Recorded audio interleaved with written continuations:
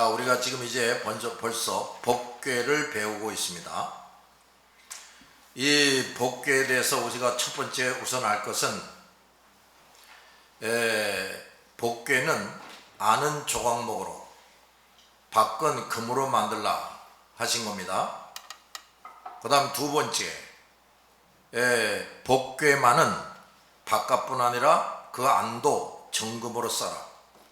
그러니까 이 법궤는 금양단과 또 달리 그 안쪽에도 금으로 싸라 한 걸 보니까 이 법궤가 의미하는 것이 얼마나 중요한 것인가 하는 것을 우리가 알아차릴 수가 있습니다. 자, 그 다음에 법궤 안에 십계명이 새겨진 돌판을 넣어라 하고 명령하시는 겁니다. 자, 십계명은 하나님께서 이스라엘 백성에게 주셔서 그들과 더불어 하신 모든 계약의 증거예요. 증거. 자, 우리가 지금 66권이 있지요? 66권이 있는데 이 십계명이 뭐냐? 66권 중에서 우리가 이 땅에서 살면서 반드시 지켜야 할 하나님의 기본법이라고 말해요. 오늘날로 말하면 헌법에 해당하는 거죠. 근데 그걸 10가지로 딱 정해 주셨어요. 그 십계명을 가진 사람은 누구냐? 하나님의 백성이라고 말해요. 하나님의 백성은 십계명을 알고 지키게 되어 있어요. 그 법궤에 하나님의 언약 문서, 약속한 문서가 자리하고 있는 것입니다. 십계명이 새겨진 두 돌판이 있는 것은 하나님께서 이스라엘과 권능으로 함께 해주신다는 증표가 됩니다. 만약 이스라엘이 십계명을 잊어버리거나 떠나면 하나님도 그들과 함께하지 않습니다. 오늘날도 마찬가지예요. 예수 믿는다 하면서도 십계명을 잊어버리고 살고 십계명을 안 지키고 살면 하나님을 떠난 사람이고 하나님이 함께하지 않는 사람이에요. 그러므로 법궤는 성막에서 심장부가 됩니다. 시편 132편 8절에 이 법궤를 가리켜서 주의 권능의 궤라고 그랬어요. 이 십계명이 그 법궤 안에 있다. 성막의 중심이다. 이 말은 하나님의 권능이 그 십계명을 중심으로 하고 사는 하나님의 백성들에게 그 권능으로 함께 하시겠다 이런 말이에요. 그러니까 자기 혼자 나 예수 믿습니다 하면서 십계명도 잊어버리고 살고 끊임없이 범죄하고 살면 그 사람들은 하나님의 권능이 같이 하는 사람들이 아니라고 말해요. 하나님의 말씀을 소유한 사람들, 하나님의 말씀을 소유한 사람들은 하나님의 권능을 소유한 사람들이에요. 따라합시다. 하나님의 권능. 그래서 하나님의 말씀을 부지런히 읽고 배우고 마음에 새기고 그것을 잘 지키려고 힘쓰고 애쓰는 사람들은 하나님의 권능이 도와주는 사람들이 되는 거예요. 하나님은 이 사람들과 함께 하시는 겁니다. 그저 교회 열심히 다닌다고 함께 하시는 게 아니라고 말이에요. 하나님은 이 증거판을, 십계명이 새겨진 증거판을 법궤 속에 엄중하게 보관되도록 명령하십니다. 이건 뭔 소리냐? 첫째, 그것은 우리가 하나님의 말씀을 아주 소중히 여겨야 한다는 거예요. 세상의 무엇보다도 내 재산보다 뭐 자식보다 명예보다 재물보다도 이 하나님의 말씀을 아주 소중히 여겨야 한다. 또 법궤가 지성소 안에 거룩하게 놓여 있듯이 우리는 하나님의 말씀을 영혼 깊은 곳에 우리 영혼 가장 깊은 내면 속에 간직해야 한다 이런 말이에요. 근데 우리 영혼 속에 뭐 잡다한 것들만 가득 차고 하나님의 말씀이 거기에 분명하게 자리 잡고 있지 못하다. 이거 다 엉터리 교인들이에요. 이건 하나님의 권능이 함께하는 사람들이 아니라고 말이에요. 두 번째, 또 그것은 하나님의 섭리가 지금까지 그러했듯이 앞으로도 하나님의 말씀의 기록을 교회 안에 보존하게 하심으로 하나님의 성전에서 그의 증거의 궤를 볼 수 있도록 하시는 겁니다. 자, 하나님의 법궤가 있는 교회다. 이런 교회는 목사를 비롯해서 선생들이 뭐 엉뚱한 거 가르치는 게 아니라 이 하나님의 말씀을 정확하게 가르치는 겁니다. 그게 바로 하나님이 함께 하시는 교회라는 확실한 증거예요.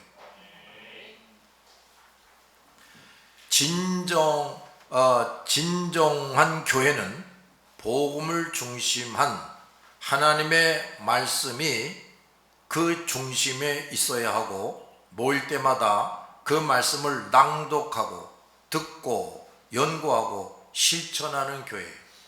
이게 진정한 교회예요. 그 다음 세 번째, 하나님의 말씀만을 가장 소중하게 간직한 교회.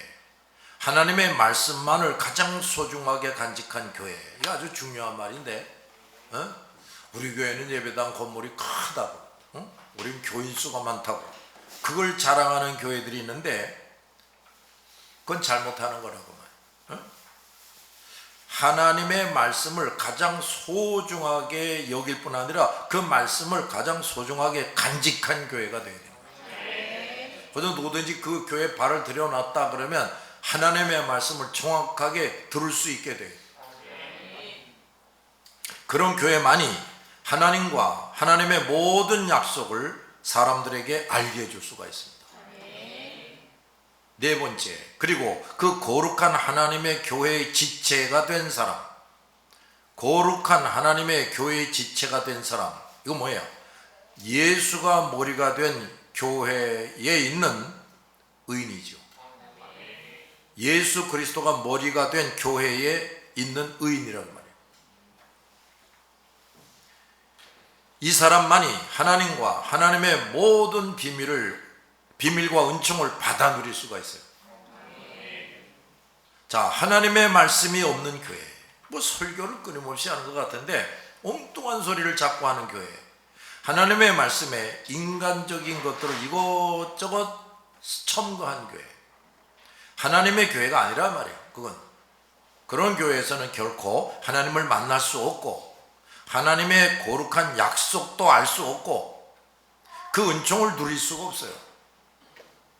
자, 이런 교회 아닌 교회가 이 세상에 얼마나 많은지 모릅니다.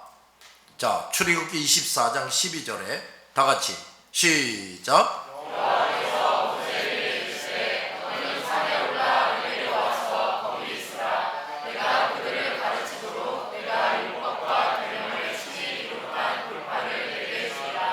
자, 그 빨간 글씨를 보시란 말이에요. 내가 그들을 뭐 하도록?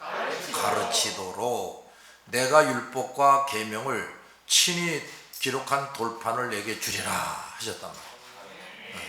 그러니까 이 하나님이 임재하시고 함께 하시는 교회라는 것은 건물만 크고 교인 숫자만 많은 그런 것이 아니라 하나님의 말씀이 정확하게 가르쳐지고 또 거기에 들어와 있는 사람들이 그대로 받아들이고 순종하는 교회. 이게 하나님이 함께 하시는 교회.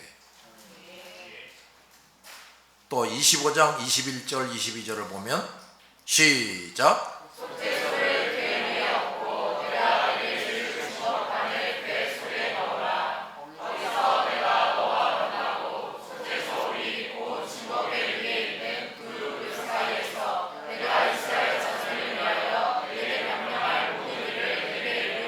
자, 여기 중요한 말이 이런 말이 나오죠. 거기서 내가 너와 만나겠다. 내가 너와 만나주겠다. 그런데 그 거기서라는 게 뭐냐? 속죄소. 그러니까 이제 복궤가 있는데 그 위에 금판대기가 놓여 있어요. 금판이 이렇게 별도로 딱 놓여져 있는데 거기를 속죄소라고 그래. 그 속죄소 위에 얹고 내가 네게 줄 증거판을 궤 속에 넣어라. 거기서 내가 너와 만나겠다 이거예요. 그러니까 이 증거판이 없는 데서는 하나님을 만날 자가 없는 거예요. 뭐 박사학위를 몇 개씩 따고 설교를 아무리 못 떨어지게 하고 그래도 이 복궤가 들어있는 증거판이 들어있는 복궤가 없으면 누구도 하나님을 만날 수가 없다 이런 얘기. 또 그 두 그룹 사이에서, 그러니까 천사들이 이렇게 양쪽에서 날개를 이렇게 펴고 이 속죄소를 내려다보고 있다 그랬죠? 그 두 그룹 사이에서 내가 이스라엘 자손을 위하여 네게 명령할 모든 일을 네게 이루리라. 이스라엘 백성들에게 명령할 일을 너에게 말해주겠다 이랬네. 어디서? 속죄소에서. 그 다음에 그 속죄소가 있는 복궤 밑에 있는 두 돌판, 이곳이 있는 곳에서 말해주겠다는 겁니다. 31장 18절을 봅시다. 시작. 여호와께서 시내산 위에서 모세에게 일식을 마치실 때에 증거한 불을 모세에게 주시니 이는 불만이요 하나님이 지키신 것이라. 시내산 위에서 모세에게 이르시기를 마치신 때에 증거판 둘을 모세에게 주시니 이것은 돌판이요 하나님이 쓰신 것이다 그랬어요. 그 다음에 34장 28절 시작. 모세가 여호와와 함께 40일 40야를 거기 있으면서 떡도 먹지 아니하였고 물도 마시지 아니하였으며 여호와께서는 언약의 말씀 곧 십계명의 그 판결에 기록하셨더라. 모세가 말해요. 이 십계명과 율법을 받는데 그 시내산 꼭대기에서 40주야. 그러니까 완전히 40일이에요. 밤이고 낮이고. 완전히 40일 동안 떡도 먹지 않고 물도 마시지 않는 가운데에서 하나님이 그걸 주셨다는 거예요. 여러분 그 40일 동안 물도 안 마신다. 보통 사람 같으면 죽어요. 여러분 그거 시험해 보지 마요.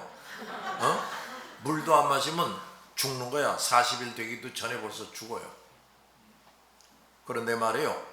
아니 글쎄 모세에게 그 십계명을 비롯해서 율법을 주시는데 그러니까 모세로서는 음식을 먹고 물을 마실 시간도 없어. 오로지 거기에만 집중하게 되는 거야. 그런데 목말라 죽지도 않는다 그 말. 배고파서 죽지를 않아요.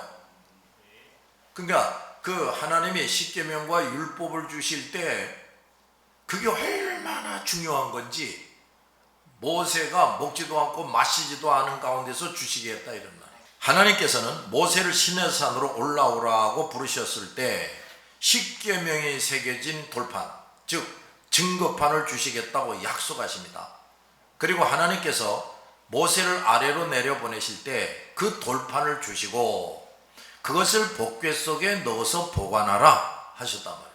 이걸 좀 더 자세히 설명하면, 첫째, 하나님께서 모든 이스라엘 사람들이 듣고 보는 가운데 40주야 동안에 십계명과 율법을 주셨다고요. 듣고 보는 가운데가 이게 뭔 소리냐 이렇게 되는 거예요. 하나님이 모세를 시내산으로 불러 올립니다. 근데 이제 계속 무슨 일이 벌어지냐면 40일 동안 이제 하나님이 십계명과 율법을 주셨다 그랬죠. 40주야를 하나님이 모세를 만나서 십계명과 율법을 주시는데 무슨 일이 또 벌어지느냐 하면 이스라엘 백성들이 그 산 밑에서 그냥 가만히 이렇게 보고만 있는 게 아니에요. 모세가 죽었나 살았나 그러는 게 아니라, 아니 글쎄 천둥이 막 치고 번개가 번쩍거리고 그 산 위에 빽빽한 구름이 이렇게 감싸고 있고 지진도 나는 거예요. 우르르 꽝꽝하면 지진이 나고 천둥이 나고 번개가 번쩍거리고, 그런 가운데서 하나님이 모세를 만나서 십계명과 율법을 주신 겁니다. 그 말하는 거예요. 그러니까 이스라엘 백성들이 그 놀라운 광경을 듣고 보는 가운데 시내산에서 모세에게 십계명과 율법을 주셨다고 말이에요. 그런데 영원한 기념으로 기록되게 하셨다 이런 말이에요. 그러니까 그 기록은 아직도 이 세상에 이제 남아 있는 겁니다. 영원한 기록으로. 아무리 세상이 바뀌고 아무리 못된 놈들이 나타나서 교회를 없애버리겠다, 성경을 다 없애버리겠다고 해도 절대로 없앨 수가 없어. 두 번째, 그 계명이 돌판에 쓰여졌단 말이에요. 돌판 자체도 모세가 아니라 하나님께서 마련해 주신 겁니다. 여러분 식계라는 영화 보셨어요? 막 불이 나타나가지고 어느 바위 덩어리를 슉 해가지고 돌판 2개를 만들어주는 거예요. 거기다가 또 글도 그 불이 말이야 이렇게 해가지고 글도 거기서 써주고 식계라는 영화 보면 아주 실감이 있단 말이에요. 돌판도 하나님이 만드시고 그 다음에 거기 쓰는 기록도 하나님이 쓰시는 거예요. 율법이 돌판에 쓰여지는 것은 율법의 영원한 지속성, 율법의 영원히 지속된다 이런 말이에요. 하나님께서 처음 사람들에게 율법을 주실 때 사람들의 영혼은 부패하고 죄가 많아서 그 거룩하고 선한 것을 그 영혼 속에 기록하기에 너무나도 불합당했다고 말해요. 모세야, 내가 내 영혼 속에 새겨줄게, 다 기억해. 그게 아니야. 모세도 인간에 불과해. 그러니까 하나님이 돌판에다가 새겨주는 거예요. 마찬가지로 그 돌판은 우리 죄인들의 완악성을 또 의미하기도 합니다. 그런데 하나님은 그들 중에 얼마를, 죄인들 중에 얼마를, 전 인류가 아니야, 죄인 중에 얼마를 하나님의 백성으로 삼으시기 위해서 선택하신다고 말이에요. 그리고 이 돌판에 기록된 하나님의 말씀을 그들에게 주신 겁니다. 자, 여러분, 이 세상 모든 것을 하나님이 다 주장합니다. 뭘 언제 만들고 없어지게 하고 이게 무슨 역할을 하고 또 우리 인간들이 언제 어디서 무엇을 하게 되고 누가 어디서 나고 어디서 죽고 이런 모든 걸 하나님이 다 섭리를 하는 거예요. 창조물 전체에 대해서 하나님의 뜻대로 주장하시는 것, 이걸 섭리라고 그래요. 그런데 이 하나님의 섭리를 둘로 나눠서 설명합니다. 따라합시다. 예정과 작정. 예정이라는 건 뭐냐? 이성적인 피조물에 대한 하나님의 섭리예요. 작정은 뭐냐? 비이성적인 피조물에 대한 하나님의 섭리라고 해요. 이성적인 피조물이 뭡니까? 우선 사람이 있죠. 그 다음에 천사가 있어요. 그 다음에 천사가 타락해서 된 마귀 귀신들이 있습니다. 이게 이성적 피조물이에요. 근데 이 이성이 있는 피조물들에 대한 모든 것도 하나님이 주장을 합니다. 하나님의 손 안에서 다 이렇게 모든 게 이루어져요. 그리고 작정은 뭐냐? 자, 우주 만물. 여러분, 지구가 태양을 중심으로 한 바퀴 돈다. 그러면 1년이 되지요? 또 달이 지구를 중심으로 한 바퀴 돈다. 그럼 어떻게 되지요? 한 달이 되지요? 우리가 이제 아침이 되면은 해가 뜨고 저녁이 되면 해가 지고 또 바닷물이 밀물이 있고 썰물이 있고 그 다음에 이제 식물이 어떤 식물이 어디에서 돋아나 가지고 언제 죽는다. 동물들이 언제 어디서 태어나 가지고 언제 죽는다. 그 동물이 언제서 뭘 잡아먹는다. 이런 모든 것을 아주 완벽하게 주장하시는데 이것을 작정이라고 해요. 다시 들어봐요. 이성적인 피조물에 대한 하나님의 섭리를 뭐라고 그래? 예정. 비이성적인 피조물에 대한 하나님의 섭리를 작정. 자, 그런데 또 예정을 또 둘로 설명할 수가 있어요. 예정, 다 같이 따라서 선택과 유기. 자, 모든 그 이성적 피조물 중에서 하나님의 사람으로 하나님이 선택하시는 거예요. 이 선택함이 있어야 예수를 믿고 구원받을 수가 있어요. 왜 예수를 이 땅에 와서 십자가에 죽게 하셨냐? 그 선택한 자들을 구원하시려고. 유기는 뭐냐? 선택되지 못하고 내버려 둔 바 된 걸 말하는 거예요. 여러분, 죽을 때까지 예수 못 믿는 사람은요, 유기됐다 그러는 거예요. 하나님이 내버렸다, 내버려둔 바 됐다 이 말이에요. 얼마나 불쌍합니까? 근데 성경 어디에도 우리 선택되고 예수 믿고 구원받은 사람이 인물이 다 뛰어나고 머리가 다 좋고 재능도 많고 그래서 선택했다. 성경 어디를 봐도 그런 건 없어. 우리가 또 현실적으로 이렇게 봐도 이 교회를 열심히 다니는 사람들이 말이에요, 재벌 별로 없어요. 재벌 유명한 사람 별로 없어요. 그저 뭔가 좀 무식하고 인물도 그다지 잘나지도 못하고 자랑할 것도 없는 사람들, 좀 더 심하게 말하면 세상 사람들에게 멸시 천대받는 자들도 예수 믿고 구원 얻습니다. 아니 신기한 일이에요 이게. 근데 말이죠, 그 많고 많은 인간들 중에 선택돼서 예수 믿고 구원받는 사람이 더 많을까, 유기된 사람이 더 많을까? 유기된 사람이 더 많아. 시대마다 그래. 지금도 여러분 이렇게 보란 말이에요. 뭐 종교들이 많고, 그래서 엉뚱한 딴 종교 믿는 사람들이 우리 예수만 믿는 사람보다 월등히 많지요? 게다가 근데 이게 한번 선택됐다, 그 예수를 믿게 해요. 근데 한번 선택받아가지고 예수를 믿었다 해가지고도 다 되는 게 아니라는 말이에요. 우리가 지금까지 배우는 것처럼 이 성막에서도 이제 그걸 가르쳐 주는데, 예수를 영접한 다음에 성령을 그 사람 속에 주신다고 말이에요. 이 사람이 성경을 읽고 듣게 해요. 그리고 또 뭘 하게 하지요? 깨닫게 해요. 그리고 그것을 지키게 하고 이렇게 하는데, 성령은 야 김말동이 너도 성경 좀 읽어, 너도 가서 성경 좀 배워 하는데, 나 먹고 살기 바빠요, 나 연애하러 가야 돼요, 나 공부하는 시간이 부족해요. 그래서 성경을 안 읽어, 안 들어. 그러니까 성경을 깨달을 수도 또 없지. 믿음이 자랄 수가 없어.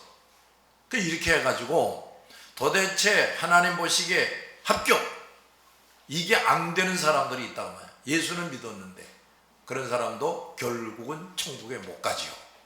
알았어요?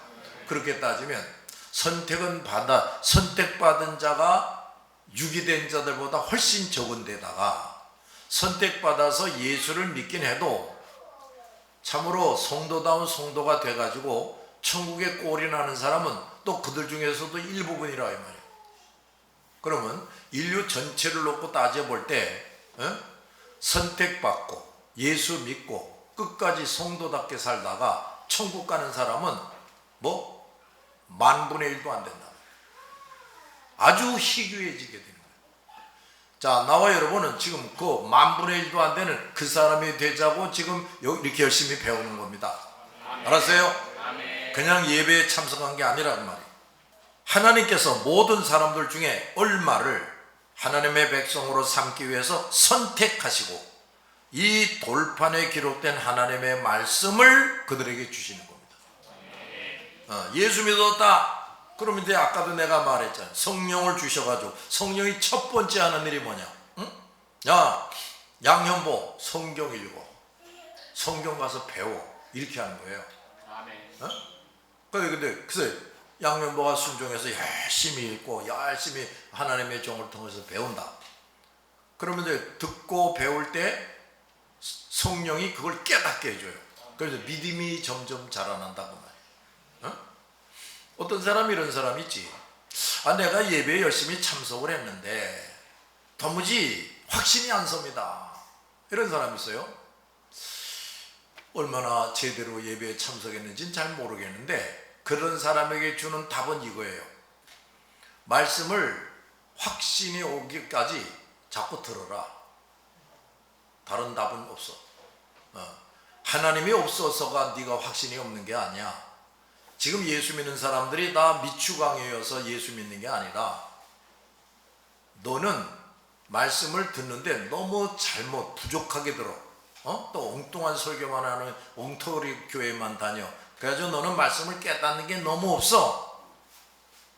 그래서 우선 말씀을 들으라고 말씀하는 거예요. 아셨죠? 네. 여러분 중에도 나는 아직도 믿음이 있는지 모르겠어, 그런 사람은 성경 말씀을 더 열심히 읽고 들어야 돼요. 우선 예수부터 믿은 다음에. 알았죠? 예수 안 믿으면 아무것도 될 수가 없어. 예수를 확실히 믿지 않은 사람들은 성령이 오시지 않기 때문에 그 사람들은 아무리 성경을 읽고 들어도 죽어도 예수 못 믿어요. 확실히 예수부터 믿어야 돼. 그래서 이렇게 사람들 중에 얼마를 하나님의 백성으로 삼기 위해서 선택하시고 그 돌판에 기록된 하나님의 뭐를? 말씀을 그들에게 주신다고 말해요. 읽어라, 들어라, 그리고 지켜라, 이렇게 되는 거예요. 돌판에 새겨진 율법을 받은 사람들, 즉 선택돼서 예수 그리스도를 믿고 구원받은 하나님의 사람들은 참으로 큰 복을 받은 사람들이죠.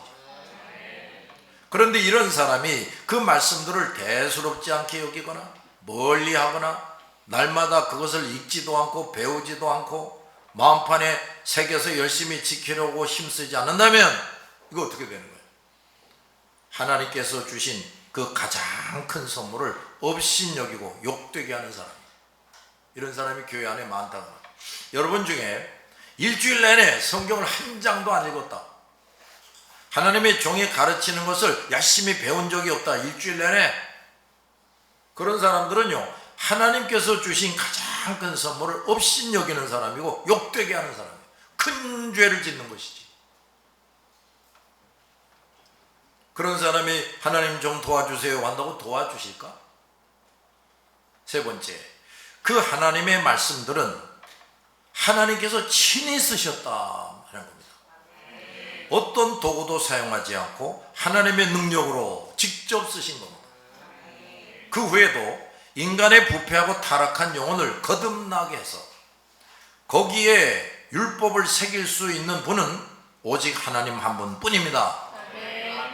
하나님께서는 우리 육신의 마음, 영혼을 주시고 하나님의 손가락인 성령, 자 이제 또 이런 표현이 이제 나왔습니다. 성령을 또 뭐라고 표현하냐면 하나님의 손가락이다 이 말이에요.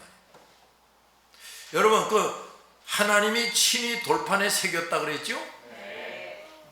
근데 그게 무슨 소리냐면 선지자들과 사도들을 통해서 하나님이 성경을 기록해 하시는 건데, 선지자들과 사도들에게 성령으로 감화 감동케 해서 쓰게 했다는 얘기. 그러니까 성경을 누가 쓴 거야? 성령이 쓰는 거예요. 성령. 그래서 그 성경을 쓰는 것이 뭐냐? 하나님의 손가락엔 성령이 쓰신 거다. 또 그 거듭난 영혼 위에 거룩한 뜻을 써주시는 겁니다. 그러므로 성령에 의해서 거듭나지 못한 영혼, 난 여러분을 위해서 그렇게 늘 기도를 합니다. 아직도 우리 교인 중에 거듭나지 못한 사람이 있습니까? 거듭나게 해주세요 이러고 기도를 합니다. 거듭나지 않으면 말짱꽝이야. 복음을 1000번을 들어도 안 믿어요.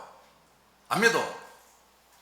그리고 이 거듭나야 예수를 확실하게 믿고 성령을 받는다니까요.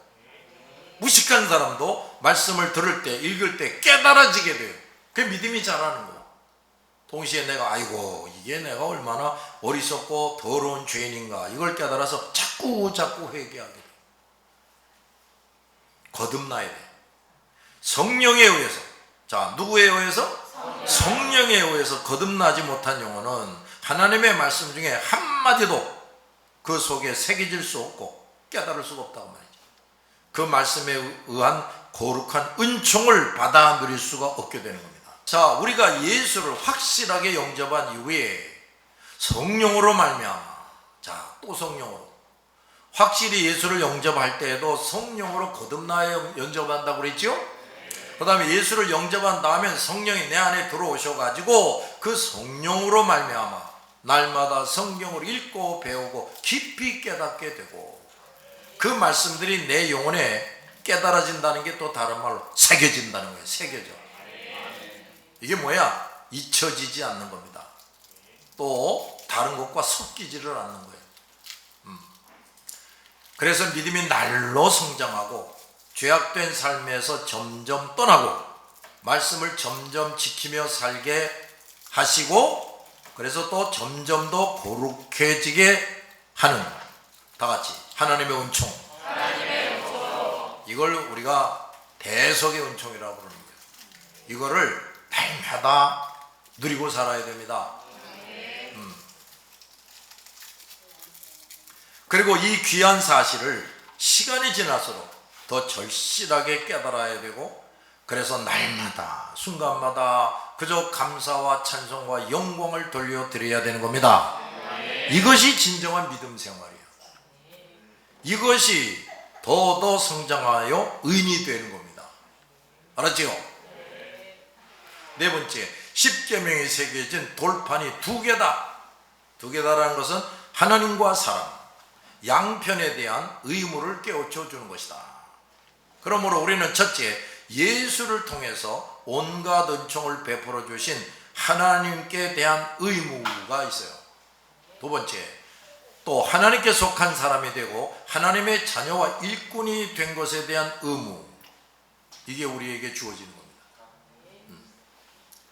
하나님께 대한 의무와 하나님의 사람으로서의 의무, 자, 이게 우리에게 주어졌다 이거예요. 이 둘을 절대로 저버리면 안 돼. 먹고 산다고 공부한다고 뭐 연애한다고 그러면서 하나님께 대한 의무, 그 다음에 하나님의 사람으로서의 의무, 이거를 잊어버리고 산다. 이 사람은 어떤 사람이냐면 하나님이 주신 그 돌판 두 개를 던져버리는 사람이에요. 천하의 나쁜 놈이지. 이런 교인이 교회 안에 많습니다. 아유, 벌어먹고 사느라고요. 너무 바빠서요. 공부하느라고. 그러면서 나는 신자답게 못 살았습니다. 그 사람은 하나님이 주신 두 돌판을 갖다 던져버리는 사람이라 이 말이에요. 이런 사람은 영원한 심판을 받아 마땅한 사람이에요. 다섯 번째, 이 돌판들을 증거판이라고 부릅니다. 증거판. 그 이유는 이 율법이 첫째, 그것을 받은 자들에 대한 하나님의 뜻과 자비를 나타내는 것이고, 두 번째, 그들이 이 법을 지키지 않을 때는 그들을 고발하는 증거가 된다. 그들의 죄에 대해서 너 이런 죄를 졌지, 그래서 너에게 벌을 내리고 저주를 내린다. 그 재판 근거가 되는 거예요. 근거가. 우리가 어떤 이유에서든 하나님의 말씀에 불순종하면 하나님께서 주신 증거판, 기록된 하나님의 말씀에 의해서 고발을 당하고 심판을 피할 수가 없어요. 하나님의 말씀이 이 땅에 여전히 존재하고 내가 그 말씀을 점점 더 알게 되는 한 나는 그 말씀과 상관없이 살아갈 수가 없어요. 하나님께서 십계명이 새겨진 이 증거판을 이스라엘 백성에게 주셨을 때부터 그들은 그들의 삶 하나하나에 대해 이 말씀에 입각해서 심판을 받게 되는 겁니다. 잘 알았어요? 하나님은 그 백성들에게 온갖 복이 포함된 말씀과 더불어 그 말씀을 저버릴 때 정반대로 저주와 형벌을 면할 수 없게 하시는 겁니다.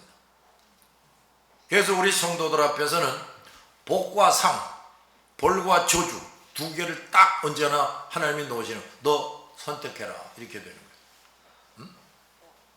주일 지킬 것인가 안 지킬 것인가, 십계명을 지킬 것인가 안 지킬 것인가, 내가 교회와 성도들을 정말 사랑할 것인가 말 것인가, 그건 그냥 단순히 그냥 그것만 생각할 게 아니라 이거 내가 하라고 한 거 안 하면은 벌과 저주를 내가 선택하는 것이다. 그리고 하라는 걸 하면은 아무리 내가 손해를 보는 것 같아도 복과 상을 받는 것이다. 선택하는 것이다. 이렇게 되는 거예요. 아멘. 알았습니까? 아멘. 하나님, 나에게도 복을 좀 더 주세요. 나도 좀 잘 되게 해주세요. 그리고 기도하지요? 그렇게 기도하면 우선 하나님의 말씀부터 지키라고요.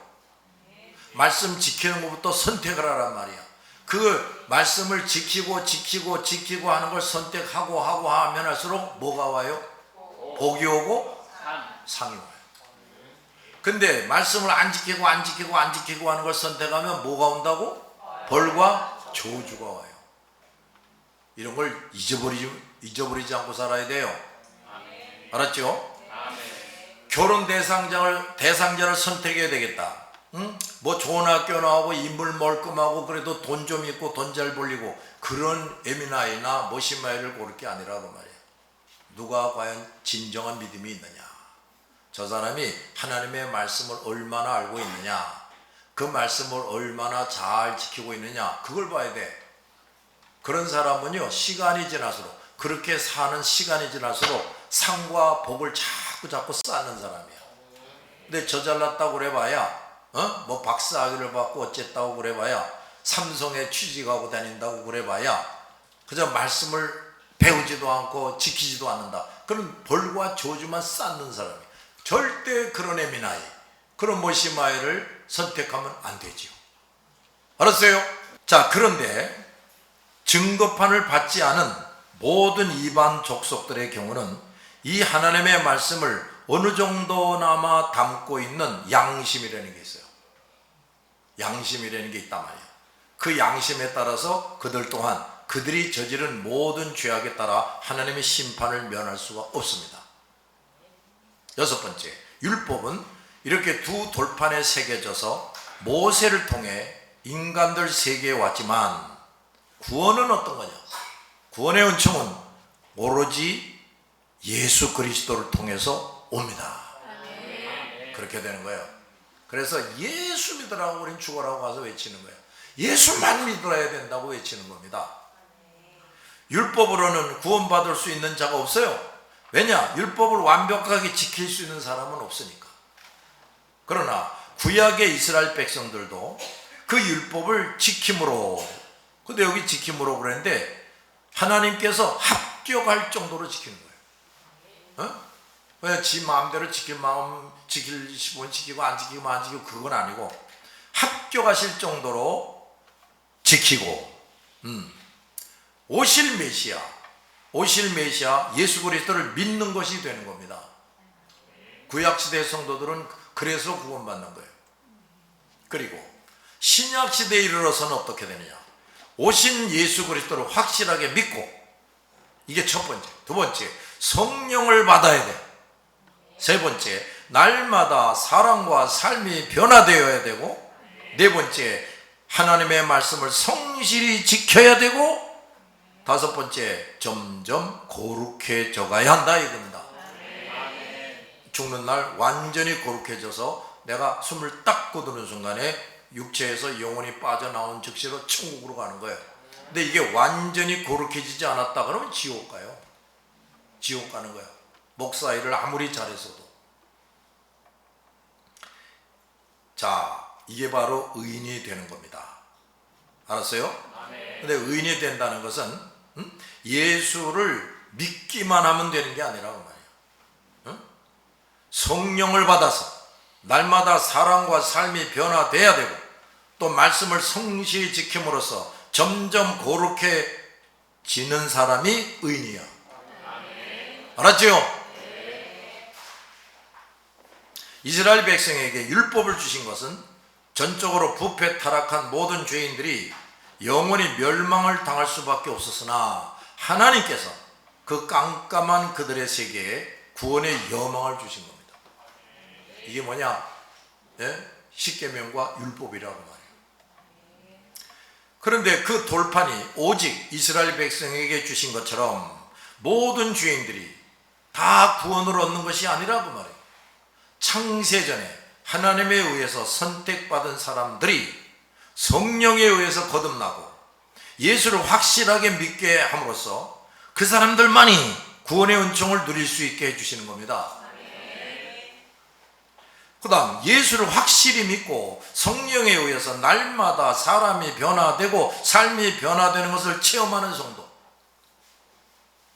이 사람들은 이 땅에 있는 어떤 사람들보다 하나님께서 사람들에게 주시는 것 중에 최고의 것이요 영원한 복을 이미 받은 사람이에요. 그러니까 이 대속의 은총을 확실히 내 것으로 만든 사람, 이 대속의 은총처럼 큰 사랑과 복이 없어요. 이 지구 전체를 나에게 준다. 그래도 대속의 은총이 내 것이 되지 않으면 말짱꽝이라는 말이에요. 그러므로 어떤 이런 사람들은 이 땅에서의 처지와 형편이 어떻든지 간에, 자, 여기 앉아있는 여러분들, 우리가 인간적으로 바라는 것처럼 그저 다 경제적으로 좀 괜찮아지고 학벌도 점점 좋아지고 어디 신체가 불편하게 아주 건강해지고 내가 원하는 대로 뭐가 다 잘 되고 그래야만 되는 게 아니에요. 여기 앉아 계신 여러분 중에 그런 것들이 나오는 이것도 부족해 저것도 부족해 할 수 있지만은 예수를 확실하게 믿고 성령을 받아서 말씀을 읽고 듣고 깨달아지고 믿음이 자꾸자꾸 자라나고 내 모든 죄를 자꾸자꾸 회개해서 점점 성결해지고, 자, 이런 사람이 되면 어떻게 되는 거냐? 사람으로서 하나님께로부터 받을 최고의 사랑과 최고의 복을 이미 받았다 이런 얘기예요. 그런데 뭐 먹고 사는 거 뭐 그까짓 게 무슨 문제가 되겠어요? 그러므로 이런 사람들은 이 땅에서의 처지와 형편이 어떻든지 간에 다 같이 항상 기뻐하고 범사에 감사하며 산다. 여긴 이렇게만 써놨지만 그 정도가 아니에요. 그래서 늘 감사 감격이 넘쳐나서 살아요. 이 결혼한 부부도 말이에요. 남편은 감사와 감격이 넘쳐나는데 이 부인이 그게 안 되면 맨날 이 부인이 남편하고 싸우자고 달려들어. 왜 아직도 부자가 안 됐냐? 왜 매달 1,000만 원씩 안 가져오냐고 이러면서 자꾸 투덜거리고 그럽니다. 근데 이제 남편과 아내가 둘 다 이렇게 나는 이미 최고의 사랑과 복을 받은 사람이야, 이걸 점점 절실히 깨닫게 되면은 그저 감사와 감격이 넘쳐난다니까요. 그러면서 또 어떻게 되는 줄 압니까? 내 마음이 평안해지는 복을 누려요. 의인이 된 사람의 증거 중에 하나가 뭔 줄 압니까? 늘 클클하고 답답하고 속상하고 불안하고 심지어 우울증에도 빠지고 잠도 제대로 못 자고 이런 사람들은 아직 의인이 된 사람이 아니야. 근데 의인이 되면 어떻게 되느냐? 마음의 평안함이 주어져요. 그 다음에 아까도 말했지만 감사와 기쁨이 이렇게 샘솟듯하게 됩니다. 그 다음 다 같이 의욕, 소망, 사명감, 이게 또 샘솟듯하게 됩니다. 그래서 이 사람은 생동력 있게 살아가요. 충돌어져서 살고, 여기서 피도 안 마르는 놈들이 얼굴이 컴컴해가지고 왔다 갔다 하고 그렇게 안 살아. 자, 이것이 제대로 되지 않는 성도는 아직 예수를 확실히 믿지 못하고 있거나 예수를 믿어 성령 세례를 받은 자라도 성령의 깨우치심을 무시하고 묵살해버리는 사람이에요. 너 성경 좀 읽어라, 너 이거 좀 지켜라, 너 이거 좀 회개하라 그러는데 묵살하고 사는 거예요. 이런 교회들이 또 많아요. 그럼 이제 얼마 지나가면 성령이 떠나가 버려요. 성령이 어떻게 하신다고? 떠나가 버려요. 이런 사람들은 하나님께서 정하신 때가 될 때까지 회개하지 못하면 율법을 받은 이스라엘 백성들 중에서도 하나님과 율법을 저버리니까 하나님의 백성에서 제외된 것처럼 제외됩니다. 이스라엘 백성 중에서 제외된다고 말이야.